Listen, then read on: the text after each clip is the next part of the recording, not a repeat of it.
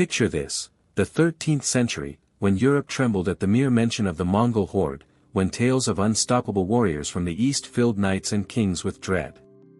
Now imagine that among these legendary warriors was a woman who could defeat any man in combat, a princess who commanded armies, a fighter so formidable that even the mightiest generals refused to face her a second time. Her name was Khutulun, and you've never heard of her. Not because she didn't exist. Not because her achievements were insignificant. But because European historians, chroniclers, and educators systematically erased her from the narrative they constructed about the Mongol Empire, because acknowledging her would shatter too many convenient lies about gender, power, and Western superiority. What happens when a warrior so exceptional emerges that history itself has to pretend she never existed? What does it tell us about the stories we've been taught when one of the 13th century's most formidable military figures was written out of textbooks because she wore a dress to diplomatic meetings? The Mongol Empire exploded across Asia and Europe in the 13th century with a ferocity and scale that remains almost incomprehensible. Led initially by Genghis Khan and expanded by his successors, the Mongols created the largest contiguous land empire in human history, stretching from Korea to Hungary, from Siberia to India. They conquered the sophisticated civilizations of China and Persia, they shattered the armies of Eastern Europe, and they established a system of communication, trade, and governance that connected the known world in unprecedented ways. This was not a barbaric horde mindlessly destroying civilization. This was a sophisticated military machine that rewrote the rules of warfare, that employed psychological tactics alongside tactical brilliance, that integrated conquered peoples into a functioning imperial system. Into this extraordinary historical moment, Khutulun was born, granddaughter of Kublai Khan himself, the emperor who ruled China and established the Yuan dynasty. She was the daughter of Kaidu, a powerful prince who controlled Central Asian territories and spent decades in conflict with Kublai over the soul of the Mongol Empire. Kaidu represented the old ways, the nomadic warrior tradition, rejecting his cousin's embrace of Chinese administrative sophistication. In this environment, where power was measured in horses and conquered territories, where weakness meant death and strength meant survival, Khutulun was raised not as a decorative princess but as a warrior. The education of a Mongol warrior began in childhood. Boys and girls alike learned to ride almost as soon as they could walk, their small bodies strapped to horses, their muscles developing the strength and balance required for the lightning cavalry tactics that made Mongol armies invincible. They learned archery, shooting from horseback at full gallop, a skill that required years to master and gave the Mongols devastating tactical advantages over enemies who fought on foot or used less mobile cavalry formations. They learned wrestling, a sport that was also combat training, teaching body mechanics, leverage, and the ability to quickly subdue an opponent. Mongol culture valued these skills in everyone, and while gender roles existed, they were not as rigidly enforced as in many other civilizations of the period. Mongol women managed estates, controlled property, and exercised political influence. But Khutulun went far beyond even these elevated expectations. She didn't just learn the warrior arts. She mastered them. By the time she reached adulthood, she was recognized as one of the finest wrestlers in the entire Mongol Empire. Not the finest female wrestler. The finest wrestler, period. She defeated men who had trained their entire lives, who had won countless matches, who carried reputations as invincible champions. She made it look easy. Wrestling in Mongol culture was not entertainment. It was a test of worthiness, a public demonstration of the physical prowess that underpinned political and military authority. Champions were celebrated, honored, given positions of prestige. To be defeated in wrestling was to be humiliated, to have your competence questioned publicly. Khutulun understood the power of this arena perfectly. She issued a challenge that became legendary across the steppes and beyond: any man who wished to marry her must first defeat her in wrestling. The wager was substantial. If a challenger won, she would become his wife. If he lost, he would forfeit 100 horses to her. This was not a trivial bet. Horses were wealth in Mongol society, the foundation of military power and economic stability. 100 horses represented a fortune. But more than money was at stake. Every man who challenged Khutulun was gambling his reputation, his honor, his public standing as a warrior. And they lost. Again and again and again, they lost. Generals who commanded thousands in battle found themselves flat on their backs, staring at the sky, wondering what had just happened. Nobles who assumed their status would intimidate her discovered that titles meant nothing in the wrestling circle. Champions from across the empire, confident in their undefeated records, learned that there was always someone better. And that someone wore silk robes and carried herself with royal dignity even as she systematically demolished every challenger. Marco Polo, the Venetian merchant who traveled through the Mongol Empire during Khutulun's lifetime, encountered her legend firsthand. His account, written years later, describes a warrior of extraordinary capability. He wrote of how Khutulun would ride into enemy formations during battle, seize a captive soldier as easily as a hawk takes a chicken, and deliver him to her father's forces. He noted that no man had ever defeated her in wrestling and that she had accumulated vast wealth in horses through her victories. This account, written by a European observer with no particular reason to fabricate or exaggerate, provides crucial evidence of Khutulun's historical reality. Yet despite this documentation, despite the fact that Marco Polo's travels are taught in schools across the Western world, Khutulun rarely appears in those teachings. When Marco Polo's book describes the splendors of Kublai Khan's court, students learn those details. When it describes trade routes and customs, those become historical fact. But when it describes a woman warrior who defeated all challengers, that becomes an exotic curiosity, mentioned in passing if at all, treated as an anomaly rather than as significant historical evidence of women's military roles in Mongol society. Khutulun's military career extended far beyond wrestling matches. She fought in numerous campaigns alongside her father Kaidu, serving as one of his most trusted commanders and advisors. Contemporary accounts describe her leading cavalry charges, personally engaging in combat, and demonstrating tactical brilliance in planning and executing military operations. This was not ceremonial participation. This was active command in a military context where incompetence resulted in death, where battles were won or lost based on the quality of leadership and decision-making under extreme pressure. Khutulun excelled in this environment. Her father, who could have appointed any of his many sons or experienced generals to key positions, consistently chose her for critical missions. This was not nepotism or symbolic inclusion. This was pragmatic recognition that she was the best person for the job. The fact that she was a woman made her achievements more remarkable but did not disqualify her from positions of military authority in Mongol culture, which evaluated leaders based on results rather than gender. This stands in stark contrast to European military traditions of the same period, which almost universally excluded women from combat roles and positions of command, not because women were incapable, but because cultural and religious ideology insisted they must be excluded regardless of capability. The conflict between Kaidu and Kublai Khan that dominated Central Asian politics for decades provides the backdrop for Khutulun's military service. Kaidu rejected Kublai's transformation of the Mongol Empire into a sedentary Chinese dynasty. He saw this as betrayal of the warrior culture that had made the Mongols great, a surrender to the softness of urban civilization. For 30 years, Kaidu waged war against Kublai's forces, maintaining an independent power base in Central Asia and challenging the legitimacy of the Yuan dynasty. Khutulun was instrumental in these campaigns. She fought in dozens of battles, helped plan strategy, and provided counsel that her father relied upon. When Kaidu aged and it became clear that succession would soon be necessary, Khutulun was the obvious choice. She had proven herself in every way that Mongol culture valued. She was an undefeated wrestler, demonstrating physical prowess. She was a successful military commander, demonstrating tactical ability. She was her father's trusted advisor, demonstrating political judgment. By every rational measure, she was the most qualified heir. Yet when the time came, Kaidu could not name her his successor. Not because he doubted her abilities. Not because she was unqualified. But because the tribal leaders and generals who would have to accept her rule refused to do so. A woman as supreme ruler was a step too far, even for the relatively egalitarian Mongols.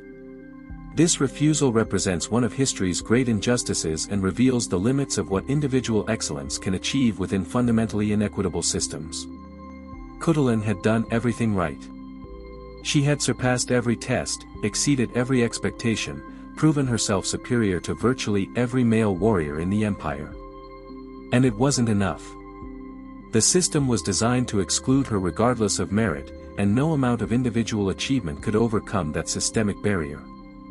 Instead, Kaidu was pressured to name one of Khutulun's brothers as his heir, a compromise that satisfied political necessity but betrayed justice. The message was clear: women could be exceptional, they could be valuable, they could even be acknowledged as superior in specific skills, but ultimate power remained reserved for men. This pattern repeats throughout history. Exceptional women break through barriers, demonstrate capability, achieve at the highest levels, and then watch as the final door to power remains closed. Their accomplishments are celebrated up to a point, used as evidence that the system is fair because look, some women do succeed, but the fundamental structures of male supremacy remain intact. After Kaidu's death in 1301, Khutulun's story becomes frustratingly vague. Some sources suggest she continued serving as a military commander under her brother's rule. Others claim she died shortly after her father, possibly in battle. The historical record, already sparse regarding women, becomes even more fragmentary. The chroniclers who documented the empire's history either didn't think her post-succession life was worth recording in detail, or those records have been lost to time. This ambiguity is itself revealing. Male rulers and generals of far less accomplishment have their entire lives documented with reasonable precision. Khutulun, one of the most formidable warriors of her generation, fades into obscurity in the historical record almost immediately after the succession crisis. This is not accidental. This is the mechanism of historical erasure in action. When someone's existence challenges dominant narratives, their story is simply not preserved with the same care as those whose stories reinforce what people want to believe. Khutulun's competence was acknowledged during her lifetime because it was impossible to deny. But once she was gone, once there was no longer a living person demanding recognition, the machinery of historical forgetting began its work. European histories of the Mongol Empire, written by scholars who had access to sources like Marco Polo's account, systematically excluded or minimized Khutulun.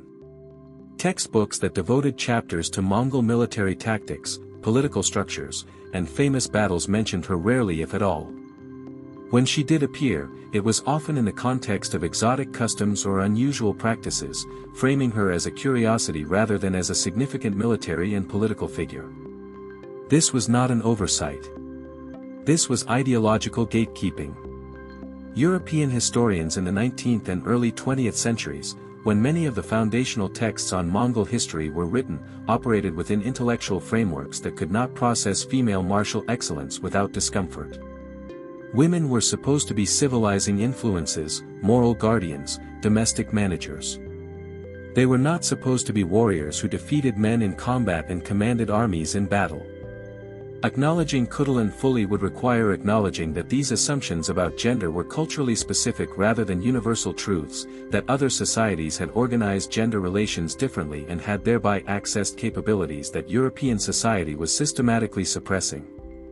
This was too threatening to the patriarchal structures that European scholars took for granted, so Khutulun was simply written out of the story. The consequences of this erasure extend far beyond one woman's legacy. When we teach history without including figures like Khutulun, we teach lies about what women are capable of. We teach that women's exclusion from military and political leadership is natural, inevitable, based on real limitations rather than on cultural choices and systematic suppression. We rob students of role models, of evidence that gender does not determine capability, of examples that could inspire them to question the limitations society tries to impose. How many women throughout history might have pursued martial arts, military careers, political leadership if they had known about Khutulun? How many were told they couldn't, shouldn't, wouldn't be able to compete with men, when Khutulun had already proven centuries earlier that with proper training and opportunity, women could not just compete but dominate? The erasure of women like Khutulun from historical education is not neutral. It is an active process of limiting what people believe is possible, of maintaining gender hierarchies by hiding evidence that contradicts them. The wrestling challenge deserves particular attention as an act of resistance and redefinition of power. In Mongol culture, as in most societies, marriage was typically something arranged for women rather than chosen by them. Women were exchanged between families for political alliance, economic benefit, or social positioning. They were objects in transactions controlled by men. Khutulun inverted this completely. She made marriage conditional on male performance in an arena where she held superior skill. She made men compete for her rather than accepting that she would be allocated to whichever man her family selected. She took the patriarchal institution of marriage and bent it to her will, using it to demonstrate male inadequacy rather than to confirm male authority. Each defeated wrestler represented a public humiliation of patriarchal assumptions. Here was a man, trained as a warrior, confident in his strength, certain of his superiority, and he couldn't defeat a woman. The horses she collected were trophies, yes, but they were also physical evidence accumulating in herds, impossible to ignore or deny, proof that the natural order that placed men above women was actually artificial and breakable. This is why her story is so dangerous and why it needed to be suppressed. It's not just that she was good. It's that she made men look weak, and she did it publicly, repeatedly, joyfully. She didn't just break gender barriers. She humiliated them. Marco Polo's account reached European audiences, but it was filtered through layers of exoticism and condescension. Europeans reading about Mongol customs in the 13th and 14th centuries were primed to view them as strange, barbaric, fundamentally other. A woman warrior fit into this framework as another example of how those people did things differently, not as evidence that European gender arrangements were culturally specific rather than naturally ordained. When Europeans encountered female warriors in their colonial expansion, whether in Africa, Asia, or the Americas, they consistently reacted with the same mixture of fascination and dismissal. These women were curiosities, aberrations, proof of the strangeness of non-European peoples rather than evidence that women could be warriors when their societies allowed it. This interpretive framework protected European gender ideology from challenge. No matter how many examples of female warriors, rulers, and military leaders emerged from other cultures, they could always be explained away as exotic exceptions that proved rather than disproved the rule of male supremacy. Khutulun suffered this fate. Her story was known, but it was contained, framed in ways that prevented it from challenging European assumptions about gender and capability. The broader suppression of women's military history is a pattern that extends far beyond Khutulun.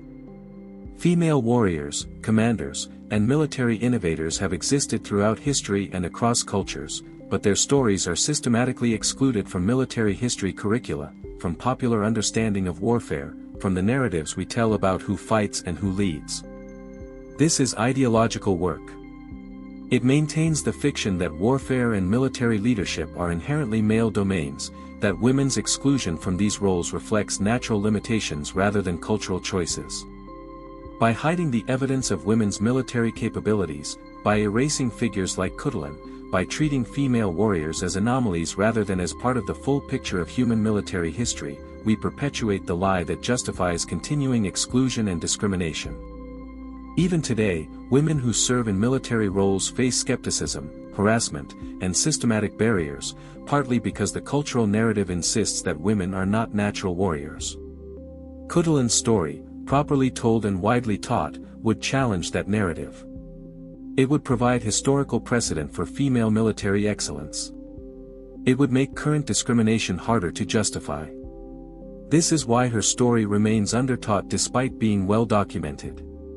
In recent decades, there has been growing interest in recovering suppressed historical narratives, including the stories of women warriors across cultures.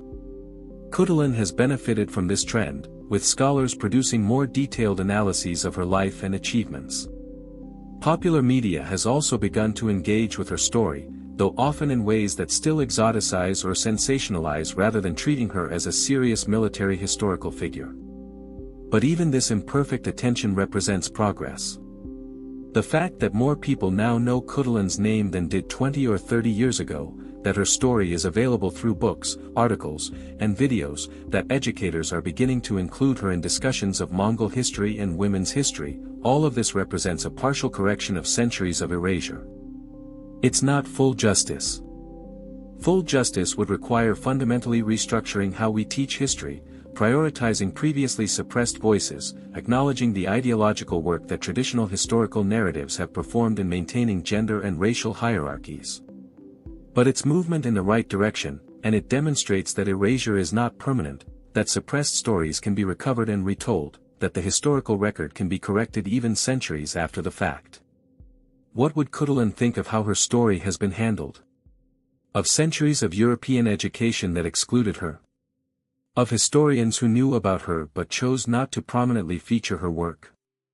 Of the ongoing struggle to get her story taught alongside those of male warriors? We cannot know, but we can commit to doing better, to ensuring that her story and others like it become part of standard historical education, that the next generation learns about Khutulun not as an exotic curiosity but as one of the 13th century's most formidable warriors, someone whose tactical brilliance and combat skills would be celebrated without qualification if she had been a man. This is how we honor her memory, not just by knowing her story but by fighting to ensure it's taught, by challenging the historical narratives that excluded her, by insisting on a more complete and honest account of human history that includes all of us in our full complexity and capability. The title of this documentary asks why Europe never told you about Khutulun. The answer is layered but ultimately straightforward. European historians and educators constructed a narrative about the Mongol Empire that emphasized its threat to European civilization, its military innovations, and its eventual integration of Chinese culture. Within this narrative, there was no comfortable place for a woman warrior who defeated all challengers. Her existence threatened multiple ideological pillars simultaneously, that women were naturally unsuited for warfare, that European gender arrangements reflected universal truths rather than cultural specifics, that the progress of women's rights was a modern Western development. So she was excluded, not through a conspiracy but through thousands of individual choices by historians, textbook authors, and educators who found her inconvenient and chose to emphasize other aspects of Mongol history instead. This is how historical erasure works. Not through dramatic censorship but through quiet exclusion, through the accumulated weight of decisions not to mention, not to emphasize, not to teach. And the result is that generations of students learned about the Mongol Empire without learning about one of its most exceptional warriors. But suppression creates its own vulnerability. When the truth is hidden, its eventual revelation has power. People who discover Khutulun's story today often experience a mixture of awe at her achievements and anger at having never been taught about her. This anger is productive. It leads to questions about what else we weren't taught and why. It motivates people to seek out other suppressed histories. It creates pressure to change how history is taught. The recovery of Khutulun's story is part of a broader reckoning with historical narratives that have served ideological purposes rather than truth, and that reckoning is far from complete. There are countless other stories waiting to be recovered, countless other exceptional individuals whose legacies were suppressed because they challenged dominant narratives. Each recovery makes the next one easier, creates more demand for honest history, chips away at the structures that maintain suppression. This is why sharing stories like Khutulun's matters. It's not just about one person's legacy. It's about fundamentally changing how we understand the past and what we believe is possible. The wrestling circle. The battlefield. The council chambers where she advised her father. These were the arenas where Khutulun proved herself, where she demonstrated capabilities that the historical record tried to erase but could not completely destroy. Her legend survived in oral traditions, in fragmentary written sources, in the memories of peoples who refused to forget her even when official histories tried. And now, centuries later, her story is reaching audiences who need to hear it, who deserve to know that one of history's greatest warriors was a woman, that the limitations we're told about gender are lies, that human capability is broader and more varied than patriarchal narratives admit. Khutulun was real. Her achievements were real. The erasure was real. And the recovery is real. Each person who learns her story becomes part of the process of restoring her to her rightful place in history, of ensuring that she is remembered as she deserves, not as an exotic footnote but as a warrior and leader who shaped the 13th century in profound ways. If this story has moved you, if it has made you angry about what you weren't taught or inspired by what one person achieved despite overwhelming barriers, then don't let it stop here. Share it. Seek out other suppressed histories. Question the narratives you were taught.